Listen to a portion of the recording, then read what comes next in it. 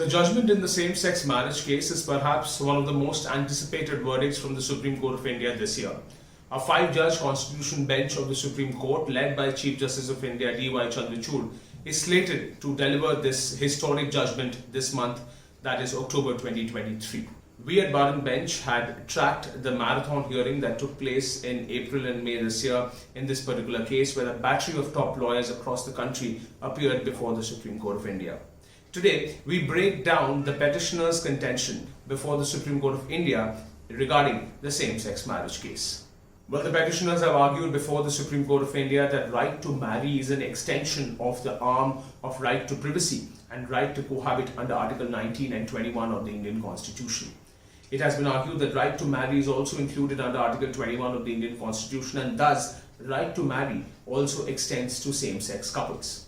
It has been submitted before the Supreme Court of India that sexual orientation and gender of a person are innate characteristics of a person, and to discriminate on the basis of such innate characteristics would fall foul of Article 14 and 21 of the Indian Constitution. The petitioners have urged before the Supreme Court of India that the Special Marriage Act should use gender-neutral terms to eliminate the stigma faced by queer couples. The petitioners have cited Section 4 of the Special Marriage Act, which speaks about solemnizing marriages and uses the phrase any two persons, which, according to petitioners, leaves the scope to recognize non-heterosexual unions as well. The petitioners have argued before the Supreme Court of India that the Transgender Persons Act 2019 flows from the Nalsa judgment of 2014, the judgment which recognized transsexual marriages and a host of different gender identities.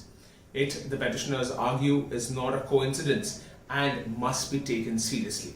It has also been argued before the Supreme Court that the Nalsa judgment used the phrase third gender spouse. It includes non-binary persons also, and that this phrase or this word has to be read along with the words husband and wife in the Special Marriage Act.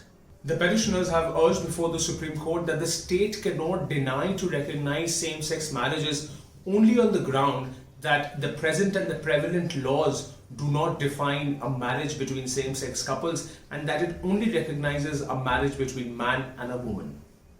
The petitioners have submitted that after the historic judgment of the Supreme Court of India in 2018, which decriminalized homosexuality, LGBTQIA persons have all the right to be treated at par with heterosexual couples in all facets of life, including that of marital union and marital rights.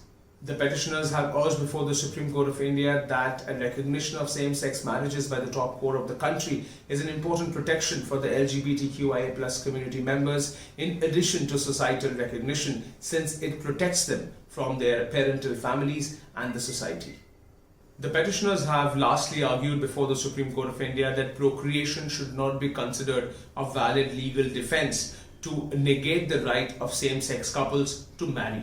Marriage is the coming together of two souls, and to be told that it will be looked only from a procreation angle is nothing but completely fallacious. It has been argued that LGBTQIA+ community members, gays and lesbians are adept at raising children compared to their heterosexual counterparts. Well, these were the broad 7 pointers from the petitioners and the respondents. The verdict is likely to be announced this month itself, with Justice Ravindra Bhatt retiring. Stay tuned with barandbench.com for all the latest updates and case analysis on the same-sex marriage verdict and a lot more. Thank you.